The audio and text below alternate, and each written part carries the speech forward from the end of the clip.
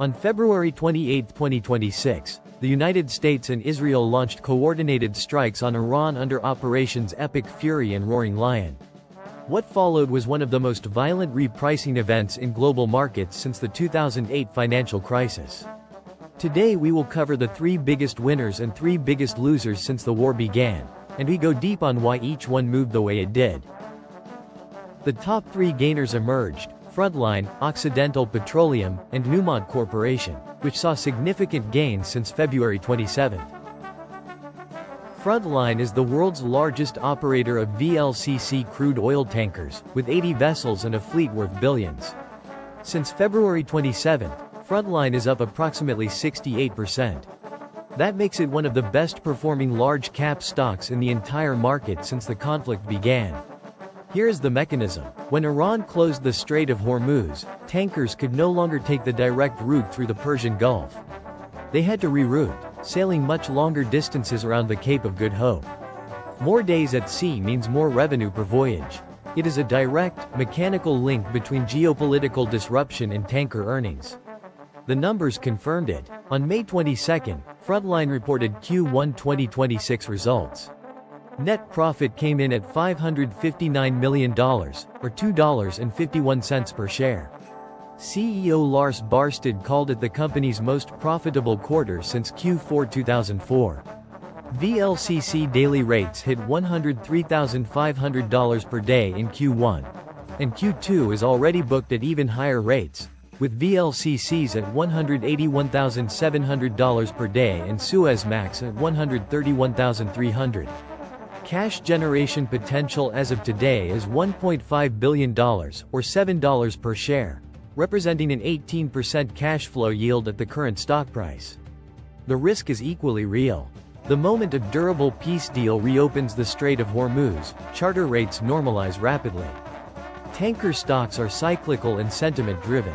The PE is in line with the tanker sector benchmark. This is a conflict momentum trade, not a permanent re-rating. Occidental is one of the largest U.S. shale producers, pumping 1.43 million barrels of oil equivalent per day, primarily from the Permian Basin. Since February 27, Oxy is up approximately 44%. Why Oxy and not ExxonMobil or Chevron?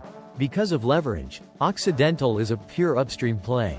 It has no downstream refining division to offset higher crude costs. No chemical subsidiary. When oil goes up, almost every incremental dollar flows straight to the bottom line. The Q1 2026 results prove the thesis. Adjusted EPS came in at $1.06 per share, against a Wall Street estimate of just 59 cents. That is an 80% earnings beat. Production of 1,426,000 barrels of oil equivalent per day exceeded the high end of guidance. Free cash flow reached $1.7 billion. The risk is the war premium. On April 14, when Iran's president signaled willingness to negotiate, Oxy dropped in a single session. The PE is higher than the energy sector benchmark, reflecting elevated oil price assumptions still embedded in the stock. If oil normalizes back to $70 a barrel, the valuation resets lower. Newmont is the world's largest gold miner, producing approximately 1.3 million ounces of gold per quarter. Since February 27, Newmont is up approximately 25%. But to understand why this stock moved, you need to understand one of the most counterintuitive dynamics of the entire conflict. When the war started, gold was already at $5,100 per ounce, having surged throughout 2025 on central bank buying and Federal Reserve rate cuts. When the bombs fell on February 28, most investors expected gold to surge further. It did not. Gold fell 6% in the first 3 weeks of the war. Why? Because the Iran conflict sent the US dollar index up over 2%. A stronger dollar makes gold more expensive in other currencies and reduces demand. Federal Reserve rates stayed elevated to fight inflation risks. Non-yielding gold was punished. Then the narrative shifted. As the conflict dragged through March and April, with no resolution in sight, gold's safe haven thesis reasserted itself. Prices recovered, and Newmont was sitting on a cost structure that absolutely decimated the profit upside. Q1 2026 results. Revenue of $7.31 billion, up 46% year-on-year. Free cash flow of $3.1 billion, an all-time quarterly record.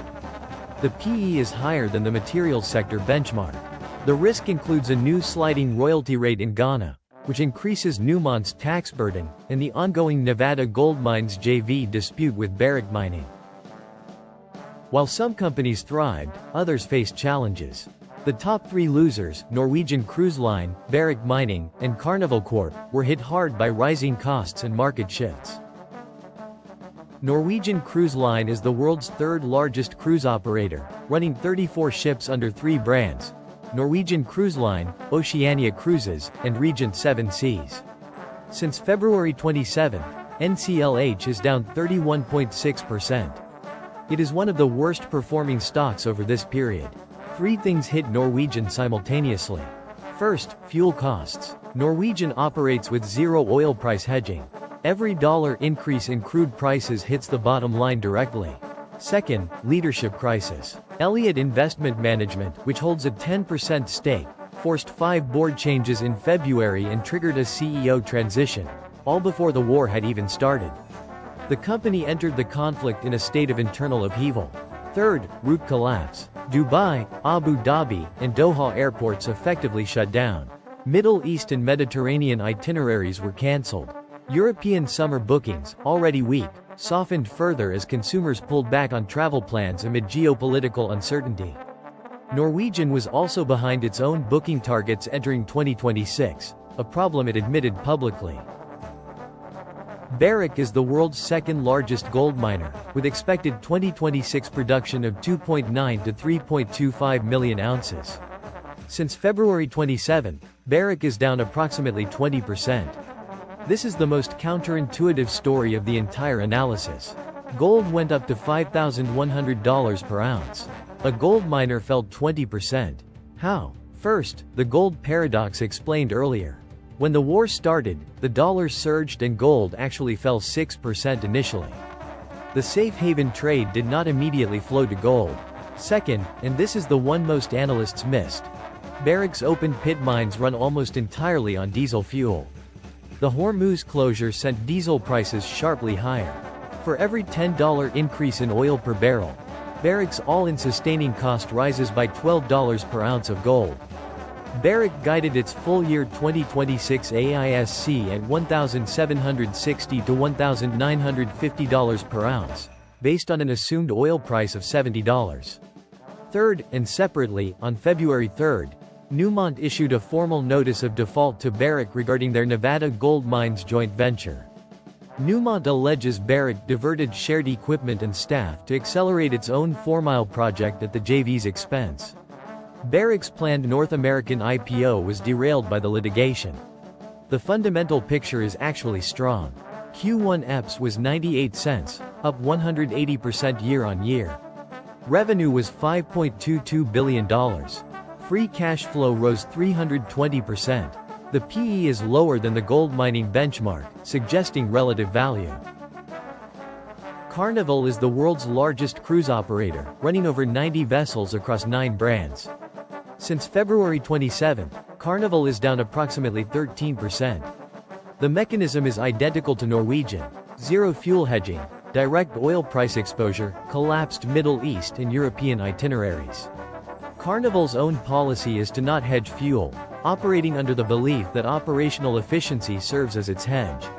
When oil goes to $100, that philosophy gets tested. But here is why Carnival fell 13% and not 31% like Norwegian. Carnival's underlying business is stronger. Q1 results were actually record-setting. Revenues of $6.2 billion, adjusted EBITDA of $1.3 billion, and net yields at record levels. The company raised its operational outlook by $150 million, even while the fuel headwind wiped out more than that in absolute terms. CEO Josh Weinstein also launched Propel, an ambitious long-term plan targeting more than 16% return on invested capital and more than 50% earnings per share growth by 2029. Understanding the flow of the market during conflicts is crucial. Key takeaways include the tanker jackpot in Hormuz, oil leverage, the gold miner paradox, and the importance of zero hedge strategies.